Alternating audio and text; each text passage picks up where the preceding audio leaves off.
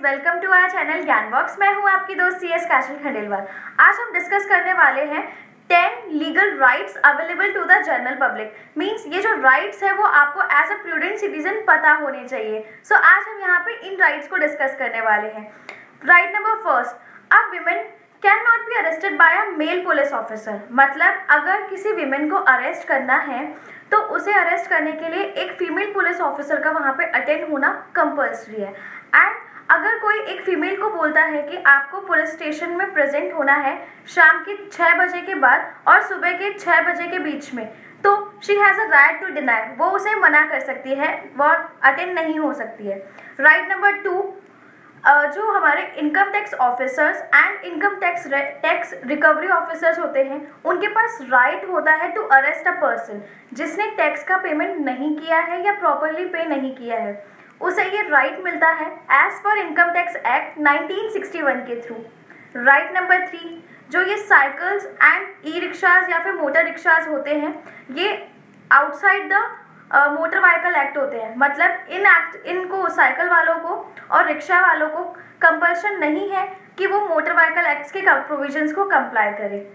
Right number 4, जो India के अंदर मोस्टली लोगों को लगता है कि लिव इन रिलेशनशिप में रहना एक ऑफेंस है, but as per Supreme Court judgments it's not an offence.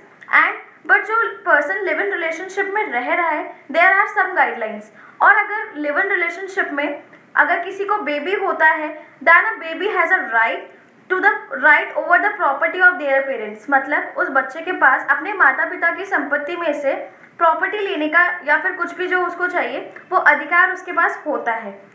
5th one, अगर आपका दिन भर में एक बार चालान कट चुका है due to non compliance of traffic rules, तो आपका वो जो चालान है वो वैलिड होता है for a whole day.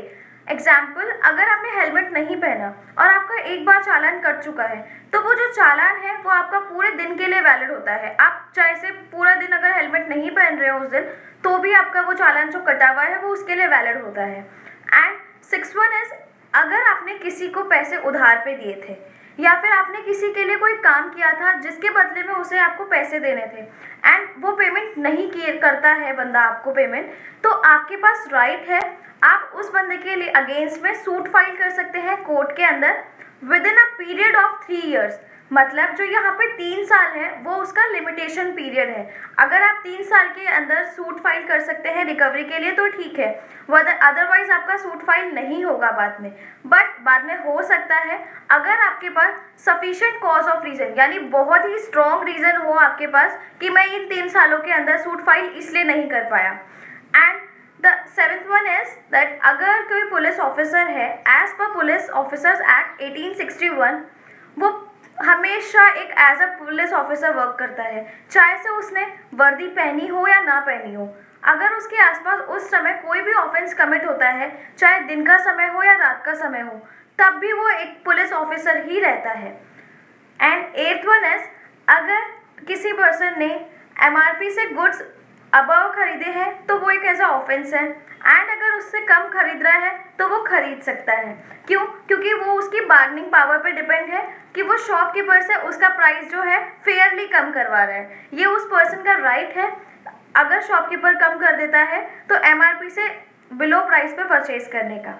And 9th one is, as per Hindu adoption and maintenance act, अगर किसी को कोई चाइल्ड अडॉप्ट करना है, पहली पॉइंट तो ये है इसके अंदर, जिस पेरेंट्स के पास या जिसके पास भी चाइल्ड नहीं होगा सिर्फ वही अडॉप्शन कर सकता है। अगर आपके पास ऑलरेडी एक चाइल्ड है तो आप हिंदूज एक्ट के अकॉर्डिंग अडॉप्शन नहीं कर सकते। सेकेंड पॉइंट, अगर आपको अडॉप्शन करना है यानी आपके पास बेबी ऑलरेडी नहीं है, तो अगर जो आप अडॉप्शन करेंगे वो जो चाइल्ड होगा और आपकी एज के अंदर एटलीस्ट 21 ईयर्स का गैप होना चाहिए। ये आपका गैप होना ही कंपल्सरी है। एंड 10th वन इज, अगर किसी की वाइफ उसको गाली देती है, ताने कसती है या फिर उसको पेरेंट्स से अलग होने के लिए फोर्स करती है, तो ये एक क्रूरल्टी है और ये एक डिवोर्स का डिफेंस बन जाता है। यानी ये ग्राउंड हो सकता है उस इंसान के लिए डिवोर्स लेने का। So guys, I hope you enjoy this rights and thank you so much for watching this video.